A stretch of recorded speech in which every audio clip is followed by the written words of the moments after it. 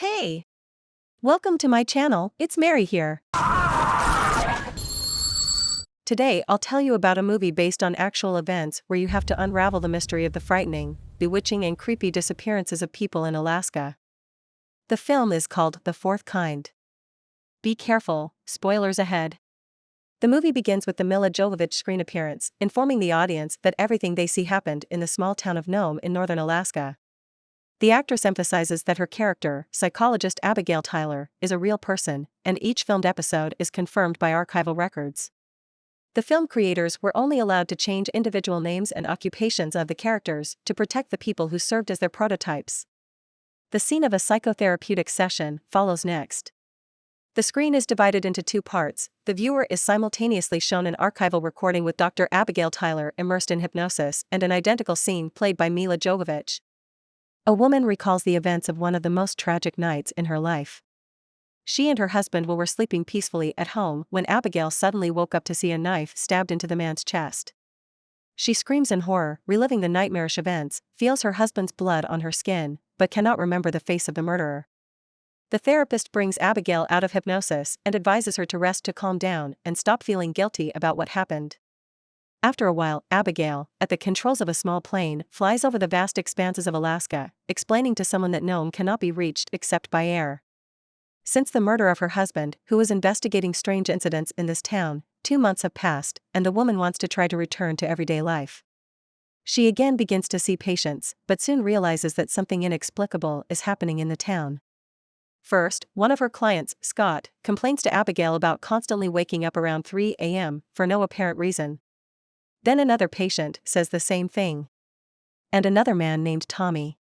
They all repeat the same story, almost word for word. Everyone is pursued by a fantastic white owl, which either continuously watches people through the glass or flies into the room through closed windows and looks at the victims from above. Abigail is confused. What is this? Mass hallucinations? Psychosis? Focusing on her patient's affairs does not cause any difficulties in her own family. Abigail's son Ronnie wants to know what happened to his father, and he reproaches his mother that she cannot even help her loved ones, not talking about sick ones. The case is even worse with her daughter Ashley, who became blind after the terrible death of her father. The woman believes the girl will return to normal if she accepts what happened. Still, this is far from it, and classmates only aggravate Ashley's condition, calling her a malingerer. Before going to bed, Abigail listens to recordings on her husband's recorder, made shortly before his death. Will's voice sounds discouraged. The inhabitants of Nome are suffering en masse with symptoms he cannot explain. More than 300 people complain of insomnia and panic attacks that overtake them at 3 a.m., but they cannot say anything specific. The next day, Abigail decides to use hypnosis to get Tommy to reveal more about the mysterious owl. What happened next plunges the doctor into shock. The man does not even remember the bird, but he begins to rush around the room, shouting out words in horror about someone standing outside his door, which will now enter the house. Abigail struggles to bring the patient back to reality. When she does, the patient flees the office panicking, refusing to talk about what he saw.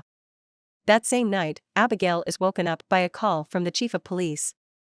Tommy has taken his family hostage and demands to speak to the doctor immediately. The woman rushes to the scene but cannot find anything definite from Tommy. The man says only that he found out who wakes him up at night, and it's not an owl, and he won't let it happen again. Despite Abigail's best efforts, Tommy kills his wife and children.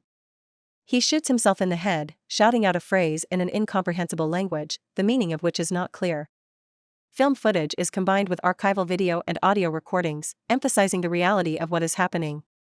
Abigail has to endure an unpleasant conversation with Sheriff August, who blames the woman for being responsible for the tragedy. She hypnotized Tommy, compelled him with paranoid thoughts, and did not see the danger. Abigail protests, pointing out to the sheriff that there are too many deaths and disappearances in the city to write it off as an accident, but he does not listen. The sheriff demands from the doctor to stop the research begun by the husband. But getting Abigail to stop is no longer possible. From now on, a determined woman intends to do everything to reveal the secret of what is happening in the city. As she falls asleep, she dictates her thoughts onto a tape to give to an assistant later to transcribe. In the morning, Abigail meets an old friend, Abel Campus, who has come to Nome to support her. The woman is happy but does not want to postpone the sessions. Instead, she invites a colleague to examine the next patient together. This time, Scott, another victim of the owl's persecution, must immerse himself in hypnosis. The situation that has recently happened with Tommy is repeated. Scott thrashes about on the couch in a panic. He shouts strange words about someone unknown outside the door who comes into the house under cover of darkness, replacing his memories of himself with the image of a snowy owl. Waking up, the man says that creatures of unearthly origin took him at night. Unfortunately, Scott does not remember where and why. He is unbearably scared. The man says he understands why Tommy committed murder and suicide.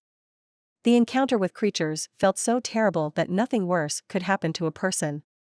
After he leaves, Abigail talks to Abel about alien abductions. More than 11 million testimonies have been collected about meetings with representatives of other civilizations. How can it be ignored? Abel is skeptical, but the secretary stops them from finishing the argument. The girl, in a panic, returns the cassette received in the morning to the doctor, asks if Abigail herself listened to it, and then runs away.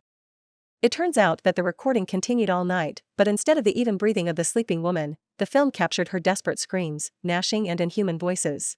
When you hear this, the blood runs cold.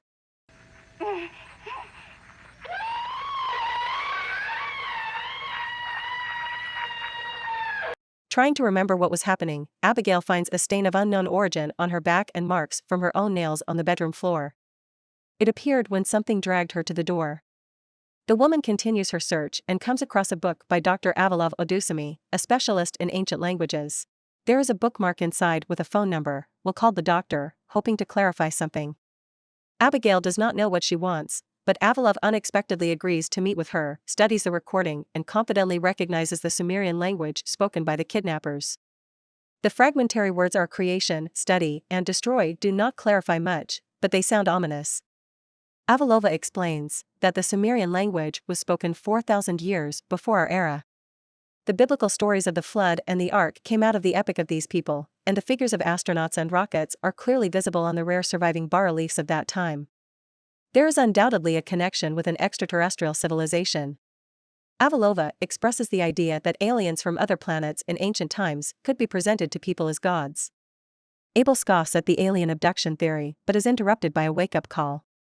It's Scott's wife begging Abigail to come because something strange is happening with her husband. Terrified to death, he lies in bed, hiding dark marks on his skin, trembling and asking for help. During a new hypnosis session, Scott is lifted off the bed by an unknown force, and the words "no need to pray" and "I'm here" slip through the screams he makes in Sumerian. And again, throughout the film, the viewer is shown archived videos, heavily damaged by interference, but that makes them even more frightening.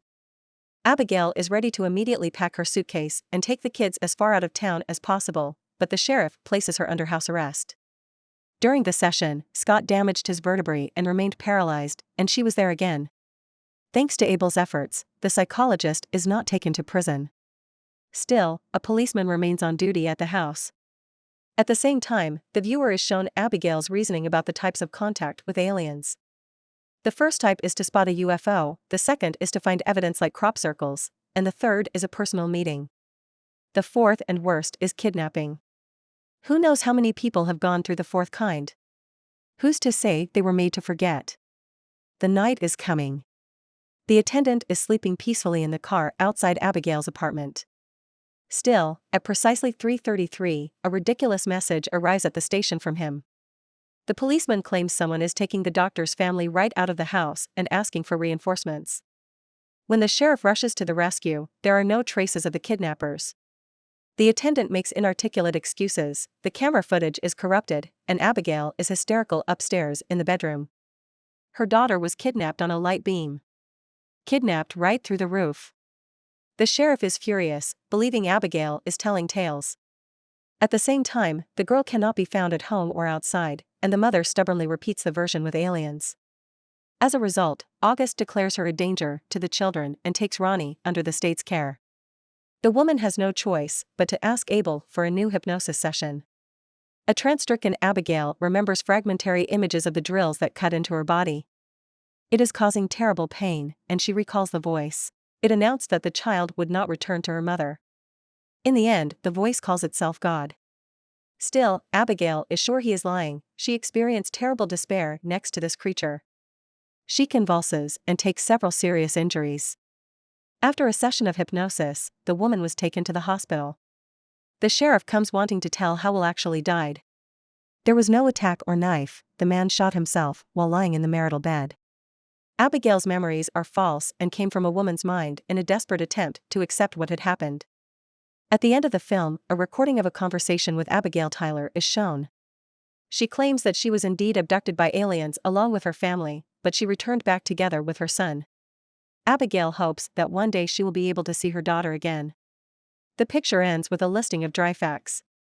Viewers are informed that Nome is under close scrutiny by the FBI, agents have visited it 2,000 times. The real Dr. Abel and Sheriff August refused to cooperate with the filmmakers, and Avalova confirmed the reality of what was happening. Ronnie was 22 years old at the time of the picture's release. The guy lives separately from his mother and considers her guilty of his sister's disappearance. Abigail is cleared of all charges. The woman left Nome. Now she is practically bedridden due to illness, but continues to wait for the return of Ashley, who could not be found either alive or dead.